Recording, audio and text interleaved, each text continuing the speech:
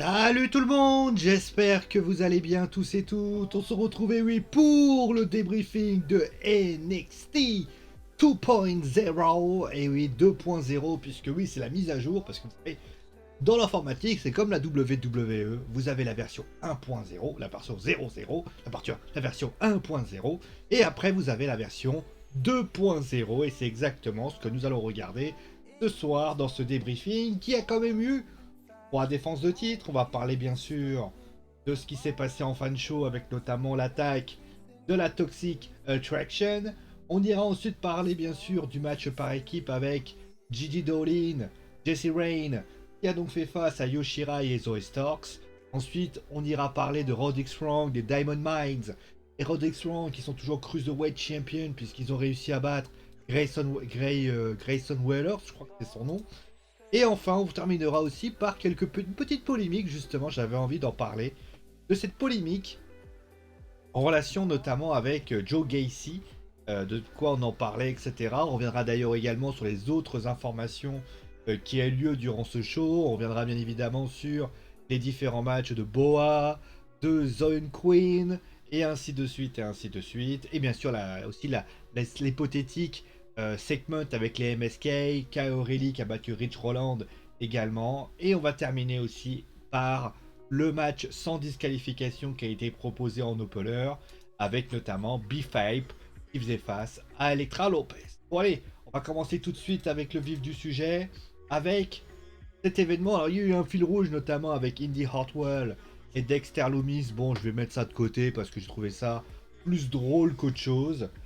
Donc, pour ce qui s'agit de la Toxic Attraction, donc Mandy Rose qui se déclare notamment pour le match, un match pour le titre féminin de NXT. Alors, avant de commencer à parler de ça, on va commencer déjà par parler du match avec Frankie Monette.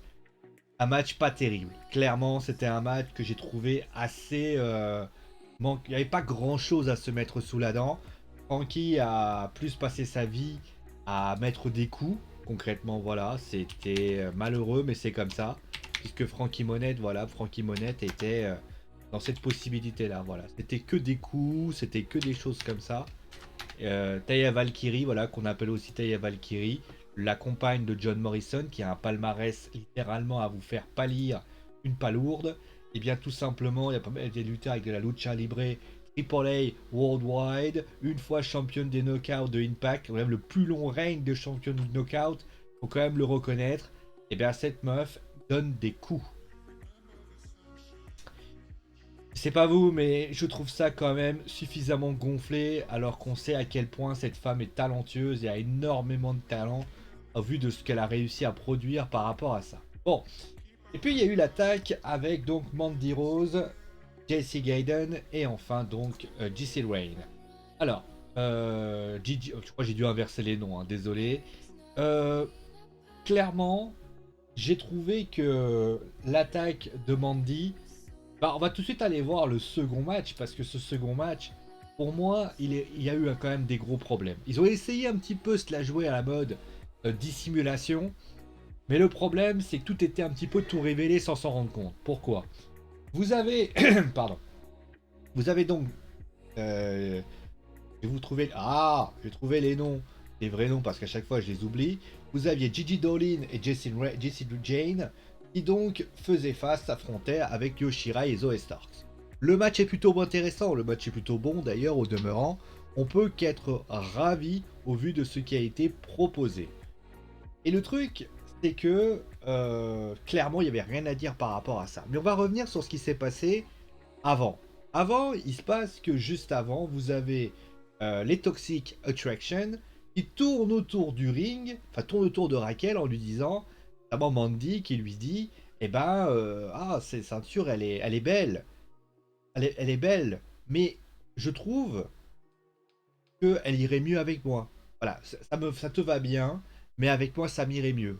Alors, j'ai deux problèmes par rapport à ça. Déjà, un, ça spoil tout simplement le match clairement de ce match-là, puisque au final, étant donné que Gigi... Alors, certains auraient dit oui, mais on ne sait pas, ça se trouve, elle aurait pu être championne plus tard. Mais moi, je pense que quand tu veux mettre en avant un clan, c'est le leader qui doit être championne.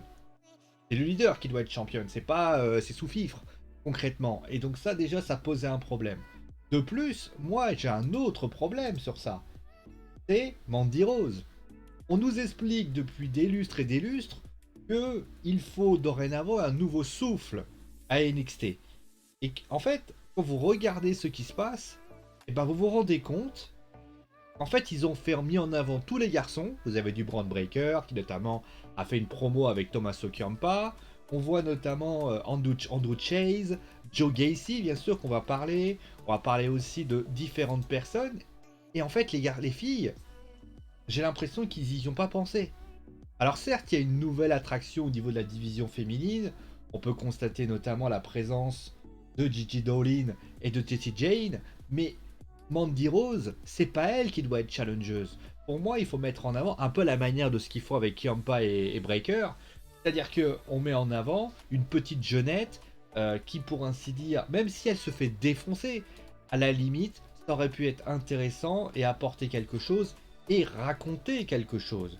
Parce que là, je suis désolé, je trouve que ça manque de potentiel, ça manque de qualité. Et je trouve que, voilà, on veut dire, quand regardez les matchs qui a eu lieu notamment entre Roderick Strong et Grayson Waller, et bah tu as un petit rookie qui affronte. C'est bien. Franchement, c'est bien. Ça montre quand même quelque chose et ça donne envie justement de savoir ce qui va y aller. Et bien sûr, on va me dire, oui, mais Gigi Dolin et Jessie Jane, on les connaît pas. Oui, mais moi, je suis désolé, quand vous regardez la liste des personnes qui sont arrivées, alors oui, il y a une nouvelle animatrice qui est arrivée, qui s'appelle, alors je vais vous donner son nom, c'est Lash Legend, concrètement, avec notamment Cora Jade, aussi qu'on voit quelque peu, et franchement, c'est pas terrible. C'est pas terrible, et voilà, moi je préférais qu'on mette en avant un petit peu la nouvelle génération. Mandy, aujourd'hui, je suis désolé, elle est de l'ancienne génération, n'en déplaise à certains. Et là, on lui a donné un clan, et au final, c'est elle qui est mise en avant. D'ailleurs, quand tu regardes la moyenne d'âge au niveau féminin en ce moment, c'est pas du tout rookie. Et ça, par contre, c'est quelque peu gênant. Voilà. Voilà. Donc, ah oui, d'ailleurs, juste pour dire, je voudrais juste lancer un alerte enlèvement, puisqu'il faudrait qu'on retrouve la moitié de la veste de Jessie Kamehameha, parce que malheureusement, elle a été perdue. Ça peut arriver. Plaisanterie mise à part. En tout cas, le match par équipe pour les titres féminins était plutôt intéressant et de bonne qualité. Et ça, faut quand même le reconnaître. Ensuite, pour Roderick Strong, bah, j'ai un petit bémol. Alors, je sais qu'on va me dire que je râle, mais je trouve que le match n'a pas du tout été comme il aurait dû avoir. C'est-à-dire qu'on connaît Roderick Strong. Roderick, c'est un joueur, c'est un catcheur extraordinaire. On connaît son potentiel, on connaît sa manière d'être, on sait ce qu'il est capable de faire, ce qu'il n'est pas capable de faire. Franchement, il apporte vraiment beaucoup de qualité au vu de ce qu'il peut faire. Mais le problème, c'est que on connaît pas Grayson Waller. Grayson Waller, je ne sais pas qui c'est. Et le truc, c'est que Grayson Waller, eh bien, au vu de ce qu'il s'est passé, eh bien, il a quasiment... Alors certes, il est revenu, il a apporté quelque chose, etc. Mais aux dernières nouvelles, il n'a pas apporté quelque chose. C'est dommage. Dommage parce que pour moi, Grayson Waller, moi je voulais voir ses qualités. On les a vues un petit peu. Mais moi, ce que je voulais voir ses talents de lutteur, je voulais voir ce qu'il était capable de produire, ce qu'il est capable de trouver une solution, de voir comment les choses peuvent être faites. Là, c'est vrai que je suis désolé. On a vu beaucoup Roderick Strong et pas assez Grayson Waller. Aujourd'hui, quand tu me demandes qu'est-ce que je pense de Grayson Waller, bah, je vais te répondre. Grayson Waller, c'est un mec gentil. Voilà. Moi, je connais pas Grayson Waller et là, c'est quand même un petit peu dommage parce il a beaucoup de qualités, s'imagine bien. Il a notamment, alors d'ailleurs, son intervention juste avant le match, je n'ai pas compris à quoi ça servait puisque finalement, il n'arrive pas à apporter quelque chose par rapport à ça. Franchement, c'était pas ouf et honnêtement, moi j'ai trouvé ça quelque peu dommage. Voilà.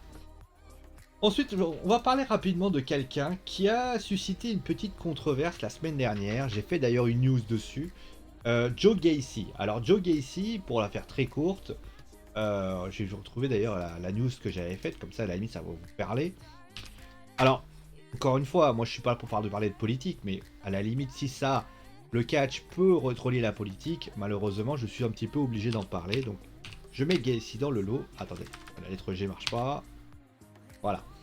La gimmick de Joe Gacy est sujet à polémique. C'est-à-dire que j'avais mis tout simplement ce qui s'était passé.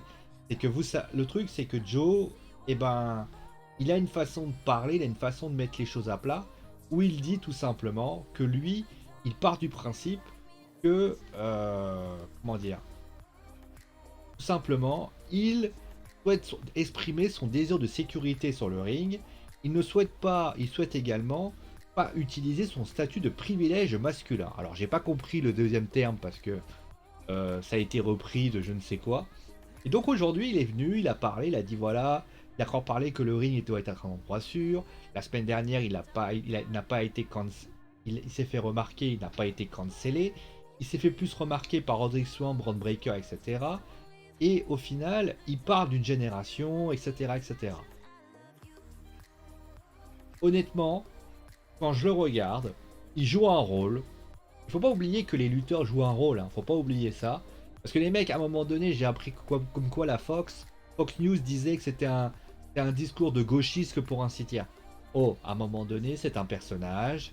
Et aux dernières nouvelles, et quand Bo Dallas disait tout ce que tu as à faire, c'est de Bolive, moi de dire ça, c'était comme les, comment on appelle ça, les hippies, qui te disaient, oh yes man, puis quand Riddle est à moitié dans les vapes en train de dire, ah ça va bro, tu vas bien. Là, ce qu'il veut en fait, c'est prôner la non-violence et pour ainsi dire.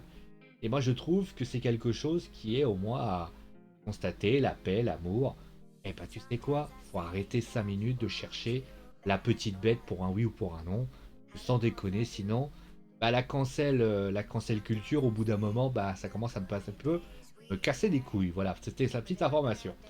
Bon, on va continuer. Alors, on va juste parler rapidement de tous les autres matchs qui ont eu lieu parce que c'est vrai qu'il. D'ailleurs, je tiens à signaler juste une chose, hein. N'hésitez pas à 23h pour tous les Lillois, bien sûr les fans de football, hein. Il y aura Lille qui fera balle au Red Bull Salzbourg, c'est à l'envers, hein, bien sûr, puisque ce sera à l'extérieur. Et voilà, donc pour ce qu'il s'agit de ce qui s'est passé, alors pour Elektra Lopez qui a battu Phoebe Fape, bah, je suis désolé de le dire, hein, c'est quand même un symbole assez fort. D'imaginer voilà, que quand même, elle a quand même fait un sit-down powerbomb, Elektra Lopez, alors que B-Fape a passé sa vie à mettre des coups et à frapper avec des chaises. La vérité, c'est que quand je vois ça, je me dis B-Fape, va falloir que tu te bouges ma belle, hein, parce que là, ton talent in ring, il est au niveau du néant. T'es une bonne speecheuse, ça je le dis pas, mais au niveau du ring, tu manques trop de quelque chose. Et il faut pas croire que c'est parce qu'elle a un physique, parce que c'est vrai que B-Fape, bah, elle a un physique très Jet Gargill, on va dire. Sauf que Jet Gargill, aux dernières nouvelles, quand tu la vois lutter, eh ben, elle utilise sa force, elle l'utilise bien. T'as l'impression que B-Fape, tu sais pas vraiment où elle est, pas vraiment ce qu'elle fait, et c'est quand même bien dommage. Ensuite, il y a Zone Queen qui a battu Oni Lorcan. Bon, match sympathique, il y a eu. C'est bien aussi que la nouvelle génération batte un peu l'ancienne génération, ça c'était pas mal. Ensuite, la promo des MSK que j'ai plus vu comme une espèce de tour d'horizon de ce qui a été fait. Voilà, Boa qui a battu Andrew Chase avec un mist. Ouais, pourquoi pas. Pourquoi pas. C'était quelque chose d'intéressant, voilà. Donc voilà ce qu'on pouvait dire par rapport à ça. Bon voilà. Je n'ai pas grand chose à dire de plus alors que ma cam c'est complètement désynchronisé. C'est bien. Hein, voilà, merci.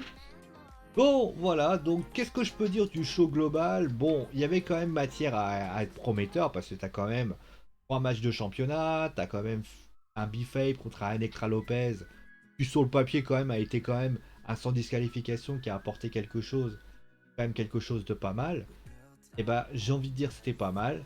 Bah franchement c'était cool, c'était sympa. Et concrètement voilà.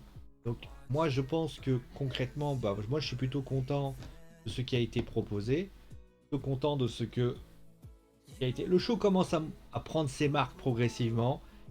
Bien évidemment, il va falloir continuer dans cette voie-là, mais j'ai envie de dire, pourvu que ça dure. En tout cas, c'était intéressant. Voilà, il y avait des choses intéressantes, des matchs quand même de bonne qualité, quand même assez stiff, quand même un show assez stiff. Les matchs principaux On trouvera toujours des trucs à dire. Oui, c'est vrai qu'il y a le main event qui est pas bon, mais le match Rodrigo Dixwang et Grayson Waller, j'aurais aimé Waller un peu plus dominant. Bon, finalement, il se regarde quand même. Le match par équipe est plutôt intéressant. Les segments ont été de bonne qualité quand même.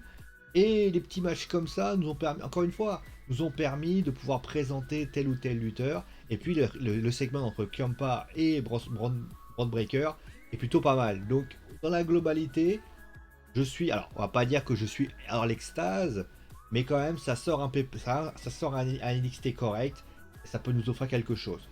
Bien sûr, alors par contre, je voulais juste faire un petit aparté, on est déjà au troisième show, là vous avez mis des matchs, vous avez mis vous avez essayé de builder le truc pour pouvoir faire quelque chose, c'est bien, par contre attention, là il va falloir commencer à mettre la première, parce qu'à un moment donné, là on accepte, moi je laisse tranquille, parce qu'il y a des nouveaux lutteurs, parce que vous êtes en train d'essayer de les présenter, vous êtes en train de les mettre en avant, etc. Faut pas oublier un détail, c'est qu'un jour, à un moment donné, il va peut-être falloir que ces nouveaux lutteurs, eh ben, ils nous montrent plus de choses. Quand tu vois un Carmelo Hayes qui passe son temps à se balader avec son contrat dans les mains, il y a quand même un problème. Et ça perd trop au niveau des rookies. Je trouve que ça perd trop. Attention, Andrew Chase, il aligne les victoires, les défaites comme pas possible. Il y a une rivalité entre la nouvelle et l'ancienne génération, c'est un fait, et il faut cette rivalité. Mais il ne faut pas que ce soit au détriment, on va dire, de la qualité. Vous avez des lutteurs quand même qui sont pas mauvais, hein. Franchement, quand tu vois Grayson Waller, ce qu'il est capable de faire, franchement, il y a quand même de la promesse qui est quand même bien fait. Vous prenez par exemple un lutteur comme Sean Quinn, intéressant, très intéressant dans ce côté style. Quand vous prenez Boa, ça apporte quelque chose, ça raconte quelque chose. Il y a de la qualité, il y a de la générosité. Il donne quelque chose. Brand Breaker, dans son segment, n'est pas trop mal. Bon, B-Fape, ça reste B-Fape, mais Electra Lopez a proposé quelques petites choses intéressantes, mais ça viendra avec le temps. Mais en tout cas, il faut que les chevaux soient lancés et qu'on commence petit à petit aussi à s'adapter et à adhérer à ces personnages. Parce que tant qu'on n'y s'y adhérera pas, aujourd'hui, NXT restera un échec. Voilà. On va s'arrêter là pour aujourd'hui. Désolé si je fais vite parce qu'il y a le match du LOSC que je dois vous débriefer. C'est pour ça que c'est quand même de pouvoir le regarder. En tout cas, merci à vous tous d'avoir suivi l'émission. Portez-vous bien. Si vous avez aimé, mettez un pouce bleu. Si jamais vous n'avez pas aimé, bah, expliquez-moi ce qui va pas. Mettez un oui dans les commentaires. Toujours instructif de savoir ce qu'il faut améliorer, etc. Et bien évidemment, partagez-la à vos amis. Et bien sûr, abonnez-vous et sonnez la cloche si vous avez surkiffé. Allez, prenez soin de vous, amusez-vous bien. Mon animaux, parce que j'ai dit. Allez, ciao les amis.